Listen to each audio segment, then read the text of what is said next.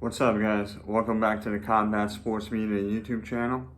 And in this video, we're going to be talking about, breaking down, and giving out a prediction for the upcoming Oscar Valdez versus Shakur Stevenson WBC, WBO Junior Lightweight Unification bout. This fight will be taking place on April 30th and will be televised live on ESPN. And it will be held, it will be taking place at the MGM Grand, Las Vegas. Now, let's start with Valdez first. Valdez, former Olympian, former champion at 126. In some ways, especially back then, he reminded me of Amir Khan in the sense that all his punches were the same speed, despite the fact that I thought highly of his hand speed. And after a few rounds, his opponents would seem to get used to his hand speed, and he would just end up in a war. But the first few rounds, he would always win decisively and somewhat easily because of his boxing ability and his hand speed. But, like I said, after the third round, his opponents would get used to it, and he would just always end up in a rough and tumble fight.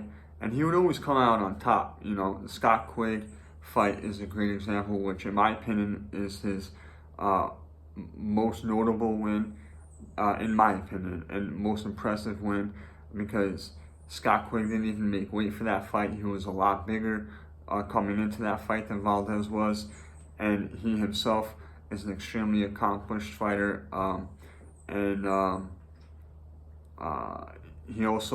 Valdez had a broken jaw in that fight, and just pulled through it and got the decision, and he was like a Fight of the Year candidate.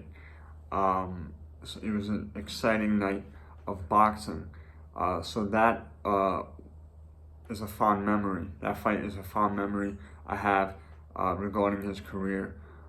The Burchelt win, obviously, a great win. Can't say enough about that, because he was a big underdog, or not. He was an underdog going into the fight, and it was an extremely important fight. Burchelt was looked at as the top dog, and he was the longest reigning champion in the division. So, great win for the WBC title. And I have to classify Valdez as a boxer puncher. He has been recently been training with Eddie Reynoso for the past few years, and I think since training with Reynoso, it's made him better. I mentioned how he used to remind me of Amir Khan with his hand speed and how every punch was the same speed. I think Reynoso has fixed that a little bit. Valdez is mixing up his punches in regards to how he's throwing them, and he's throwing them at different speeds, at different power. He's setting things up differently, and overall, I think he's become a better fighter under the tutelage of Eddie Reynoso.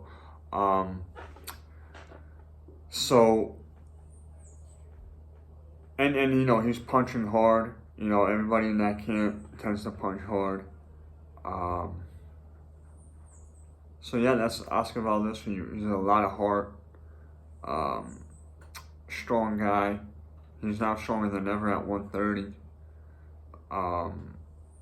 And a lot of experience, and former champion at 126.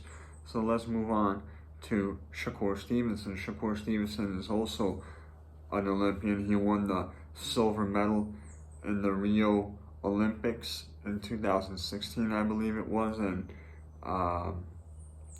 he's an extremely talented fighter from Newark, New Jersey.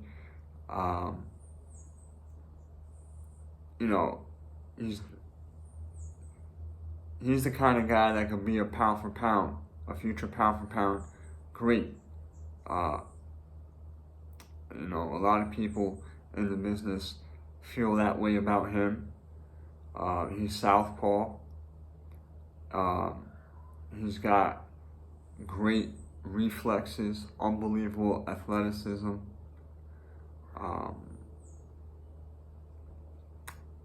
Can't say enough good things about him. The only knock on Shakur is he doesn't have the accomplishments and the fights.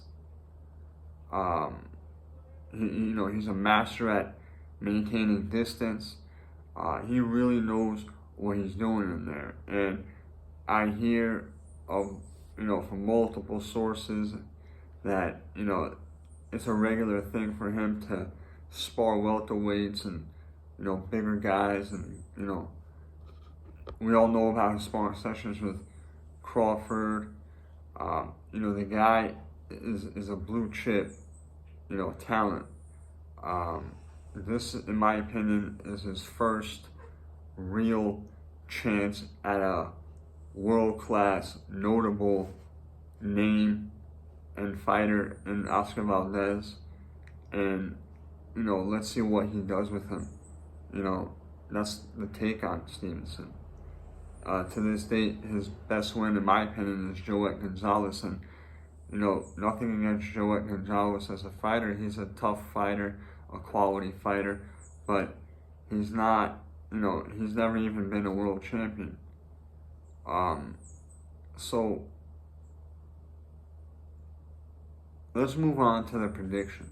In my opinion, given the fact that Stevenson has all the advantages physically, he's longer, he's taller, he's faster, he's more athletic, and I believe he can move up to higher weight classes. So, I think this is an easy prediction, despite the fact, I don't even think this is an intriguing fight, to be honest with you. But I'm not going to complain about it, certainly, because it's a necessary fight. Both these fighters are champions in the same weight class, so I'm never going to knock a unification. And Shakur needs this kind of fight to elevate himself and gain more credibility. So I'm going with Shakur. To me, it's an easy prediction. He's more talented and basically holds all the advantages you could think of, except for maybe, experience. So there you have it, folks. I don't think we're going to see a knockout, but Shakur will definitely win a clear-cut decision. And that's that.